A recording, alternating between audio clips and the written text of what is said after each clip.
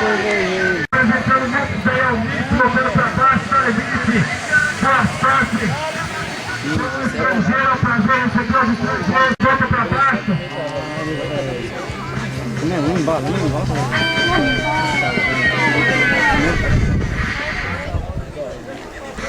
Marcelo voltando pra baixo, Caizão.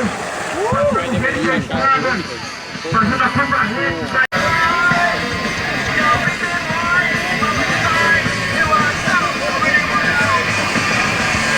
Lucas Pedonala, performance, voltando para baixo, muito gás, fazendo a sua segunda e última volta. O próximo adestro. Muito obrigado, pessoal, tomou cuidado da organização de todos.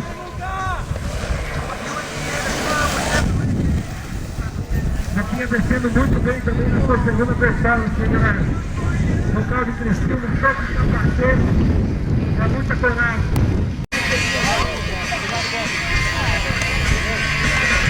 Isso aí, então, Bruno Fábio de Praia Grande. Muito obrigado pela presença, Bruno. Descendo gente para Lepípido, tocando para baixo mesmo, sem dó.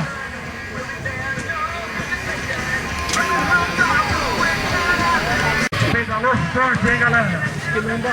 Esse aí, famoso abutre, hardcore na veia, super hardcore kickpunk. E muita lama, o carro dele tá dentro da lama direto aí, ó. Presença da galera de Praia Grande, Sara, Orleans, Criciúma, enfim, Tubarão, todos os atletas da região, tudo com presente. Agora vai, hein? Segurou bem, agora foi, hein? Alex Reis de Praia Grande, vai dar certo, hein? Gaizão, passou rede, paralelepípedo, deu certo. Mais conhecido como Nietzsche. Quando fizer Nietzsche, volta para baixo. Obrigado pela presença também. Nietzsche mostrando muita paz dela, foi interessante. E na segunda performance também, segurou bem. Com tudo, baixar o tempo, isso que importa. O próximo a descer. Estamos esperando Marcelo Augusto. Lá vem ele, com performance. Marcelo Augusto de Criciúma, voltando para baixo. Segurou firme. Ai. Mas foi lá. Vamos ver o Marcelo Augusto. Passou bem na linha de chegada. Responsável pelo evento que acontece hoje. Primeiro Criciúma Long Board Day. Muita paz, Lagastão, voltando para baixo, segurou firme na curva, vai com tudo também para baixar o tempo, Lagarto. Fox City e Stella Longboard se apresentaram nesse momento. Obrigado, São Pedro,